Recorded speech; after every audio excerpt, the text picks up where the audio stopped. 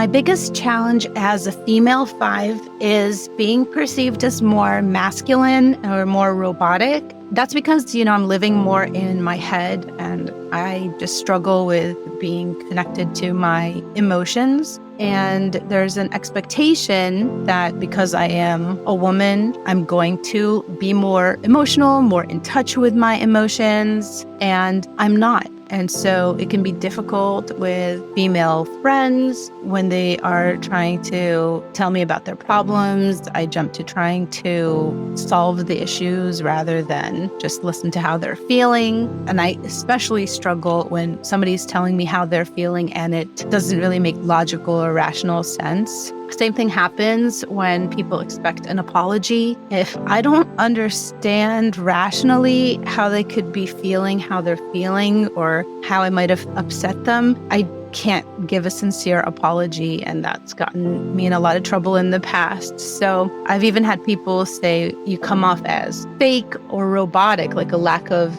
emotion, because I don't tend to be very reactive. If somebody wants to bring up a concern about our relationship, whether it's friendship or romantic, I won't respond right away. I like to take time to think about it. I might read a book and do some research about it before coming back to them. And that just comes off as not as feminine as a lot of people would like me to be.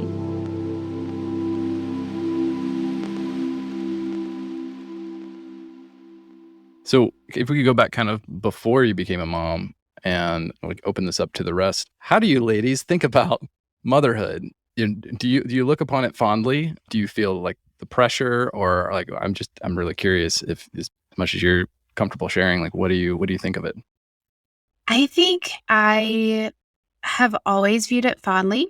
That is something that I've always enjoyed, the idea of being a mom, which I think is kind of strange in the female 5 sphere, because most of the conversations I've had, it's like, not really, kind of thing. I don't know how much of that really has to do with like my upbringing. I have 4 siblings, one of which I'm 11 years older than. And then my family also fostered for many years. So as a teenager, we had infants in the house. So that was just normal. And I actually really enjoyed that experience, which I also realize is very different than actually being a mom.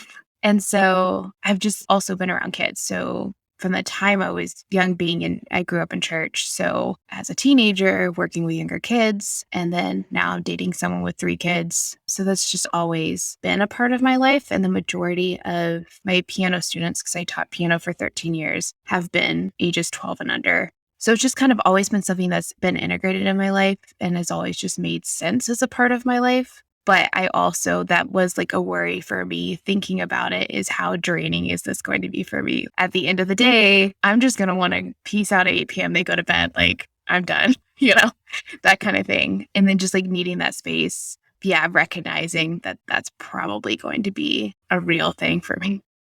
I also am one of 4 kids, grew up in a large Italian-Irish family. So there were always children around, which again is also different than being a mother, and put myself through college doing nannying. So I've been around kids my entire life. The running joke growing up was that I had to marry somebody like me, but nicer, so that the kids had somebody who was nice to them. So that probably tells you everything you need to know.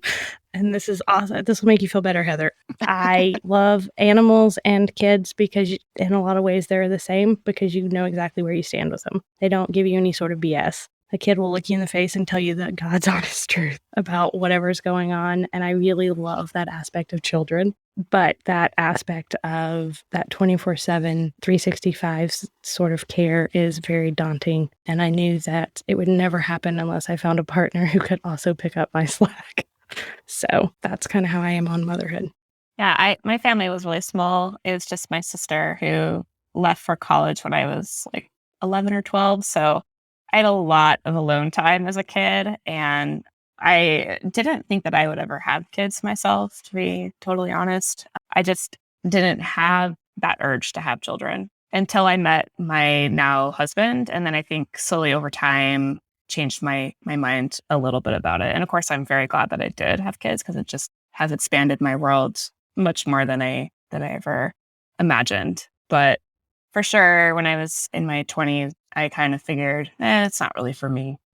You said that you changed your mind a bit about it. Besides finding your spouse, what were some of the things that started to become appealing to you, do you think? I think for sure. I mean, it's almost entirely meeting a person that I knew I could do parenting with and who would be by my side. And also just when you meet that person, it's like, what an amazing thing to be able to do in life. And I think with maturity maybe, and just that reflection is when I changed a little bit about it. I don't know if I have a better answer than that. It's so not something that I've never really tried to put words to that before. But yeah. It's hard to put words to because it's almost this like kind of primal instinctual thing. Yeah. So shifting gears here a little bit, I'd love to hear from each of you what you wish that people knew about you as a female 5. Like if you could kind of cut off all of their assumptions at the pass when someone meets you, what would you like to communicate to them about the type of person that you are? I am a very what you see is what you get kind of person. And I don't think people expect that from me. I think 5s get a bad rap sometimes because we do have a particular manipulative streak sometimes. And so I think there's always this like, everything I do comes with an ulterior motive, coupled with that, with some of the gender stereotypes of women. Like if I do something nice for somebody, I'm doing it because I actually do have a generous heart. And it comes from a place where like I feel I can have the energy to give. And if I have the energy to give, then I want to give it to you, especially if I care about you. But there's always an assumption that there are things attached to it. And if I'm offering it, then I'm offering it and it comes freely. And I'm not expecting anything in return. But also, if I tell you I need you to leave me alone, I really need you to leave me alone. And I don't mean it meanly. Yeah, for sure. Completely understand that.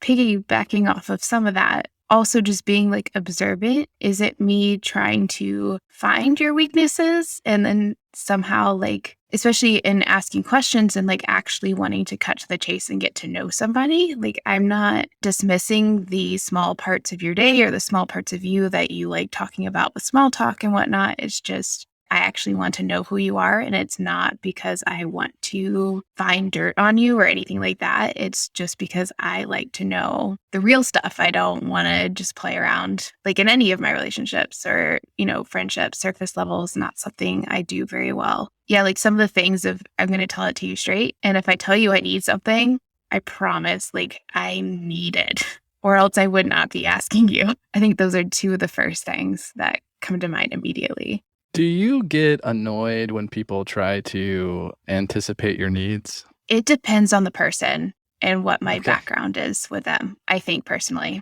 Outside of maybe your significant other, I guess I'm asking because that's one of my pet peeves is people trying to feel helpful rather than be helpful. And if you were being helpful, you would ask me what it is that I need from you. And if you're trying to feel helpful, you just try to guess at what I need. And that drives me insane. And that's when I struggle with Enneagram 2s.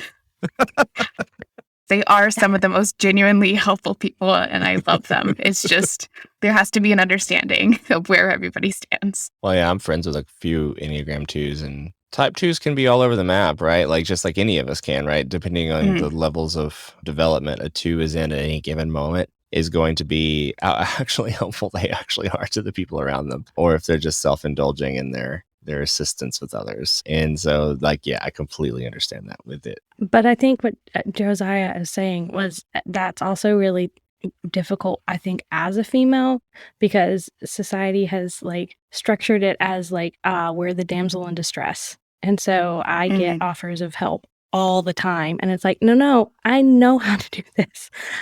I actually know more about this than you do. I really do know how to do this, and you're just going to mess it up. Please go. But the assumption there being that I don't know how to do certain things. I don't know how to change a tire. Oh no, I know how to change a tire. And I may not have the arm strength to do it, but I can get it done, kind of thing. Do you all get mansplained to a lot? I think that's just a part of being female. Yeah. But yes.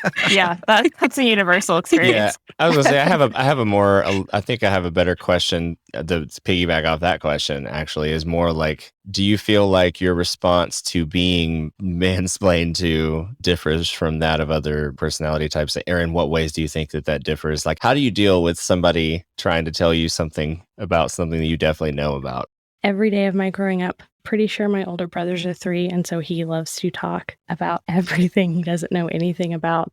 And we had some knockdown dragouts about it because there is nothing that gets my 8 out faster than somebody telling me I don't know what I'm actually talking about. And I can remember over one Easter, he was saying something about Ulysses S. Grant. And my dad was really into biographies at one point, and so I'd gotten him the autobiography that Grant had written because he was really into Grant at one time. And he said something about Grant that was just not right because I had read the biography. And so I was saying, well, actually, historians now believe da-da-da-da-da because of this, and this. And he did not take that well. And Easter was ruined, apparently. But there you go. That's my backbone comes out real strong when I know I am right about something and you're not, which also means my emotions will come out sometimes, which can backfire. Yeah, see, I don't call that mansplaining, I call that five-splaining. That's fair. I explain things completely across all the gender spectrum of equally. Well, actually, I don't even look at who I'm talking to before I do that. I will say, though, that that's why Reddit is my favorite platform, because I think most people assume I'm a man on Reddit. And I freaking love it because people treat me so much differently. Like, they assume what I'm saying is correct versus sometimes in real life where it feels like they assume what I'm saying is incorrect until proven otherwise. I'm kind of curious. There was a kind of a theme going around earlier when you guys were describing like the fact that your emotions were misinterpreted by others a lot. And I was kind of curious if you find, like, what are the differences between, of course, we're using a lot of, I will just want to throw this out there because I have a lot of friends who are on the gender fluid spectrum. And so obviously we're using a lot of just like black and white men and women terms. That's kind of what we're talking about today. So having said that, and in this framework, what would you say are the differences between being misinterpreted? Because it sounded like to me, a lot of the things you guys were talking about, just the way that I took it, it sounded like it was probably men a lot of the time misinterpreting your feelings, whether it's a significant other or friends. But I don't know if that was the case. I am also making an assumption that more than one of you may come from a religious background. Please correct me if I'm wrong. And I'm sure that probably plays a huge part in it because I would imagine to be a 5 and to be a female in religious circles, specifically within like Christianity America, is a very difficult experience. I can't even imagine. It's as difficult as a 5 in general, but as a female 5, I'm sure is incredibly difficult as somebody who comes out of that background as well. So anybody have any thoughts towards that they'd like to speak to? Because I'd like to hear that experience for sure.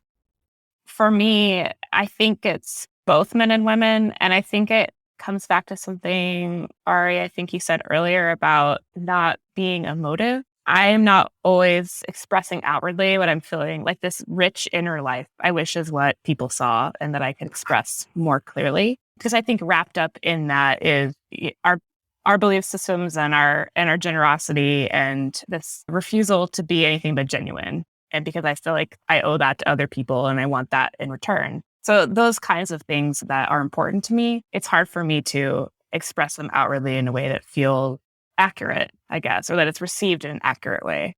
Would you say that that's more, so then that's more a both and situation? It's maybe them misinterpreting, but also you not communicating or expressing those feelings in a way that could be interpreted the way that you'd like for them to be? Are not expressing them in a way that fits the expectations of how I may appear outwardly or what a person's assumptions are about me. Yeah, on societal standards play a lot of that, societal expectations for sure. Yeah, and I think, definitely a lot of misinterpretation from men, but from women as well. For me, it came off as like, I'm not a very dramatic person, and all of the girls I grew up with were. And so if I wasn't being overly dramatic, then I wasn't taken seriously. Somebody on one of the community posts had said something about that with doctors, like how when they go to the doctor, they have to be like overly in pain to get a doctor to take them seriously. And it's very much that kind of mentality where like to get someone, especially in the medical field, but even emotionally, like to get someone to take me seriously, like I have to overdo it. Even though I may have a lot of knowledge about it or anything like that, like I can't just be like, hey, here's what I'm experiencing, because if I'm not outwardly showing that to meet what they think it should look like, then it's going to be, oh, well, that's not what you're experiencing. You're experiencing this other thing instead. And it's like, I think I know me. I think I know what I'm feeling. And so, yeah, not always men, women too. And I can speak a little to the religious piece of that. As a female 5 growing up in a very conservative religious space, I didn't fit the 2, which is what most evangelical Christian women are supposed to be, is the 2. And I learned how to mask it and to put it on when I needed to in order to save energy so I didn't have to fight it. But that was like, oh, how I was a terrible person because I didn't do these things, or it didn't look that way from the church as a whole, not from within my family unit, which is great for them and for me. But that also had led to that isolation of like, well, hey, I don't look like that. So that would be my experience there. Yeah, I think Elise and Heather both like hit the nail on the head with that. I think it's genuinely for me, both men and women who misinterpret on my side. I think for me personally too, I am from a Christian background and still within that, but like purity culture and everything. Like, I don't know if you all went to youth groups where everything was separated. There were no guy friends in my life for, that wasn't even a thing until I became an adult. And I was like, oh, I can be friends with males and actually I get along with them really well. But yeah, it was a lot of misinterpretation from both sides. And I think that for me led to, it's easier just to keep all emotion in generally than to even try to express it in any way, because it'll generally be misinterpreted or not fit the box. And to want to be genuine in my emotions, giving that out doesn't even feel worth it if I'm just going to be trying to fit a box within that. So yeah, the energy it would take to let it out is way more exhausting or draining than just trying to mask it. Exactly.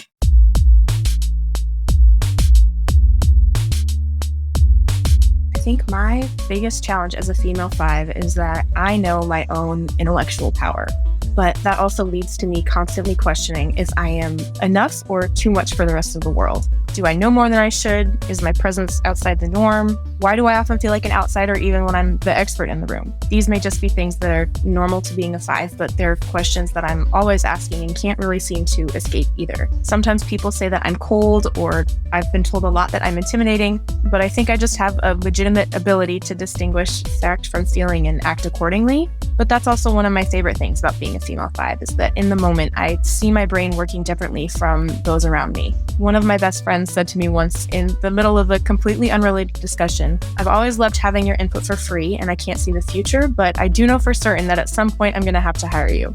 And that was one of the most affirming things I've ever been told, that my expertise was valuable beyond my ability to articulate it and that I was valuable. Another thing I love about being a female 5 is that I am the vault. People often describe type 9 as the one who everybody goes to talk with, but I think this is also an underrated quality of many 5s. People often tell me far more than they think they do, and it's really my ability to put together those puzzle pieces in both personal and professional context means that I am a keeper of secrets people don't even realize they've told me. What I really love about this is, first, that I have all that knowledge, and then also, secondly, that I'm the only one with the power to use it and use it wisely. I think that Cher probably said it best. She said, I'm very gentle, I'm really sweet, and if you fuck with me, I'd really mop the floor with you.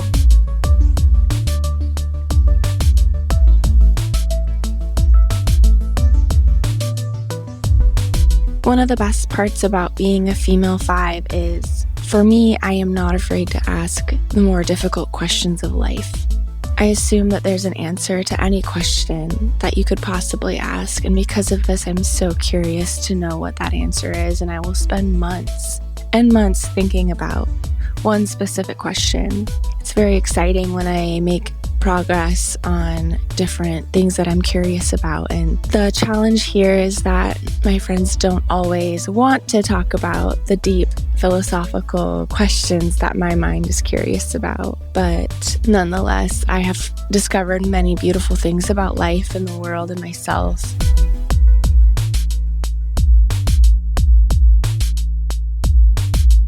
So I am encouraged in this conversation because the way that you're all describing your experiences, at its core at least, like I can resonate with it so much because we're all 5s. And so the main theme that I'm picking up here, and obviously feel free to correct me if I'm wrong, we all have kind of this shared 5-ness. And it seems like the biggest difference is the outward expectations that are placed on us. and that those expectations for a 5 probably align a bit better with being a male 5 versus being a female 5. Does that sound accurate? I would agree with that. That's Yeah. fair. So I'd love to hear from you all on if you could remove your top 3 expectations, what do you think that they would be? I think that's a little bit of an unfair question because I think there's a lot of nuance there. How's that for a 5 answer, right?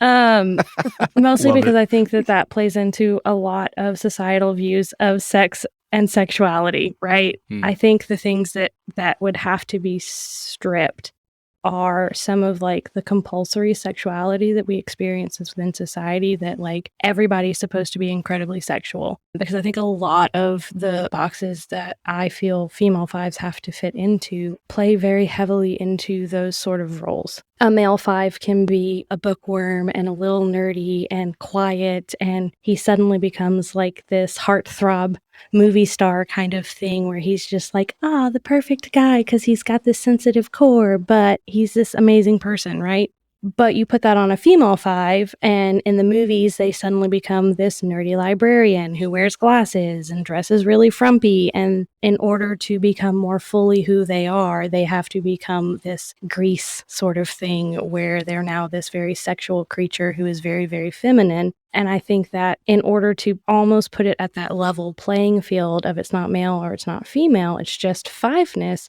you kind of have to strip away some of those things, which is why I think it's an unfair question, because I don't think it boils down to just 3 things. It's a whole way of thinking about who people are and how we decide who people are. I absolutely love that answer. That's That fantastic. was an amazing answer. Yeah. I wish I had a mic drop button, just like, is there a better question I can ask here? Now I'm afraid to ask any questions. No, I would need like a month, like pre-notice for that question to maybe attempt, but Yeah, there's too much education that has to go into that question. That's fair. I have had one phrase rolling around in my head, and it comes from a Richard Rohr podcast about how he feels that as a whole, women have an easier time learning how to be embodied than men do because we go through so many life changes that affect our bodies. And when Heather was talking about her experience being a mom, that kind of like started rolling around in my head about like, do you find as a 5, our way through our emotions is often through our body? Because we don't want to deal with that hard stuff. But if we can get into our body, then we can get into those emotions. Having gone through, Heather, that birthing process, whatever that looked like for you, do you find that it's changed how you view the embodiment of yourself as a whole person instead of just a mental exercise? I can't say for sure that it was one definitive moment, but definitely I often thought of myself as like a floating brain, like for a very long time. I had that image of myself, like I just could not access anything below the shoulders in terms of what I needed and what I was experiencing. I will say that since I've had kids, that has changed pretty dramatically. And perhaps it is because as a mother, it is very physically taxing. And then there's a physical bonding that happens for the first time, for me anyway, with babies and raising babies. And then I think too, it's pretty hard to not experience like huge rushes of emotion once you've given birth. I know that a lot of that is like hormonal, but I guess I would say that's probably true. I haven't had that feeling. So for me, when I was always at my worst and before kids, I could tell because I had that feeling of like, or that thought of, I'm just this floating brain floating around on overdrive. I can't turn off the thoughts. Like those were always like my worst state. And that hasn't really been a consistent feeling for a very long time. I don't know if you guys have experienced that. That was always my big one. I hate exercise because I would rather be a brain in a tank. So yeah, I get that one. Meditation also came into my life around that time, and a lot of journeying toward like identifying like self-care and things that had never really occurred to me, routines, like all the healthy things that people should be doing in their lives anyway, also came into the picture around that time. So all of those things play a role in growth as well. I actually really got into lifting quite a few years ago, and that tremendously helped pull myself out of the tank a little bit. And then somehow I've always been kind of into art, which is, I think when I was talking about the memeified version of me trying to figure out my Enneagram type, like I felt the 4 draw to the artistic side. So like poetry and that kind of stuff, I've always pulled myself back in with those things. But as soon as I let them go for like any period of time, like the mind in the tank is exactly what it is for me. Which is why float tanks seem so appealing. It's like your perfect state, but it's also, you can't, if you're not communicating with others or connecting with others, then it can't ever be an ideal state either. So it's sort of this irony of being a 5, like we crave that, but once you have it, it's like, but I'm here by myself. There's nobody here. I will say the salt cave, if you've never done a salt cave with a bunch of people you like, that's pretty okay. It's basically like you just go into this room that's like got Himalayan pink salt lined on it, and they spray like a saltwater mist into the air, but they play really nice music, and you lay in a really nice reclining chair with a whole bunch of other people, but everybody's like really quiet and meditative. So it's like you're by yourself, but you're with a group of people. That's pretty nice. That's the perfect state. There you go. I was doing group meditation. It was the best social experience for me because there was no talking, but I did really feel like I was connecting with everybody in the group because we were doing this shared experience. It's that idea of parallel play. Like I think 5s have mastered parallel play. Like we want to do things with people. We just don't want people to do them with us. You go do your thing, I'll do my thing, but let's be in the same space. Yep. And the funny thing is, that was my sort of picture of what marriage would be like. And then I married a 4. And it's the opposite of what she pictured marriage would be like. That's why you got to marry a 1, man. We've helped balance each other out for sure. So before we wrap up here, first I want to say thank you to each of you for coming on to the show and being vulnerable. And I know as a 5, that's not always the easiest thing to do. Cody and I have had a lot of practice because we've been doing this a little while and we've been friends forever. But to have the 3 of you come on and share with us, we really appreciate it a lot. And I know that everyone listening does too. So thank you. And the last question that I have for you is for all of the female 5s out there. Do you have any bits of advice or words of encouragement or anything along those lines? I guess I would just say we have a lot of great traits as 5s, and we have added strengths as women and people who identify as women. So lean into those strengths and stand your ground when the world tries to push you around. Love it. What about you, Ari? Yeah, I would say like once you find the people who can get it and appreciate all those traits that Heather was talking about, it's really cool to start seeing them as strengths and not weaknesses. Like I know a lot of the ways that we perceive them based on societal expectations. And yeah, there are spaces where like being a female 5 is really welcomed and really cool. Awesome. Thank you. Elise? Yeah, I guess I'd have to agree with Ari and Heather on that one. Like it may, depending on where you're at in your journey in 5ness and where you're at age-wise and all of that, like your people exist out there and you just have to find them. And they are worth it. And it's hard to find them sometimes. But once you do, they're your people and they will see the best in you and help you see the best in yourself. Well, I couldn't think of a better way to wrap this up. So let's call it a wrap. Thanks, everybody. Thank you.